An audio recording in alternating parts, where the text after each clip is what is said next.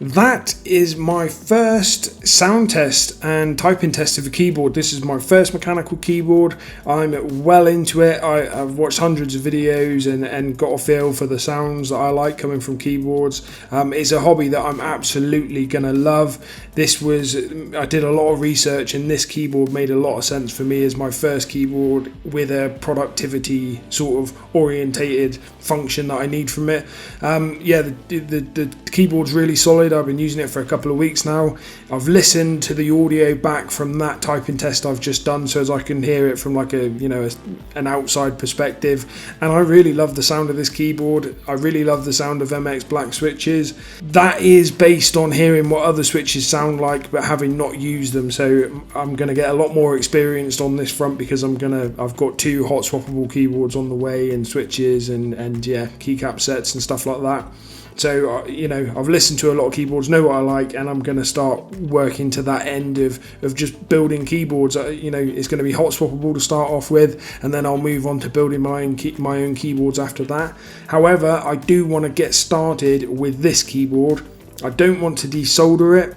So the things that I am going to do to it, because I want to take it apart and do some mods, I'm just gonna take it apart, put some silicone dampening in the bottom of it. I'm going to pour some silicone into the bottom of it, having taken it apart and had a good look at it, and started to learn about them.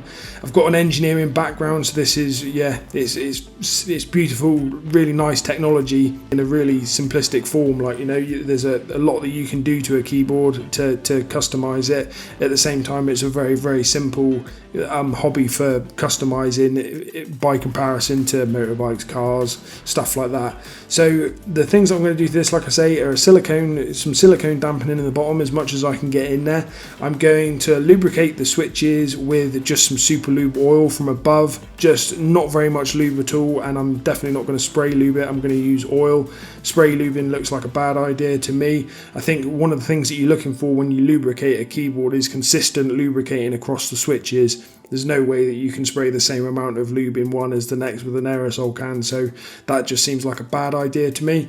Whereas with oil, I can obviously run it by drips of oil, so that makes sense to me anyway, for just an initial, I'm not trying to make it perfect, I'm just trying to make it a little bit better.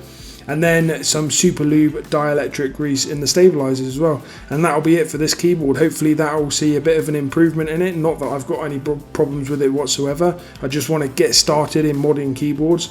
So that's going to be one of the next videos coming up. As I say, I've got some hot swappable keyboards coming. One of them's here already, the other one's coming at the beginning of March, so very soon you're going to start seeing some content of lubing switches. That's obviously the next logical step for me, is to start stripping switches and lubricating them. Logical. Playing with hot swappable keyboards. After that, I'll start doing builds from scratch myself. So I'm definitely going to be sticking around. So if you like this video, like I say, hit that like button, hit that subscribe button, and come along next time. Thanks a lot.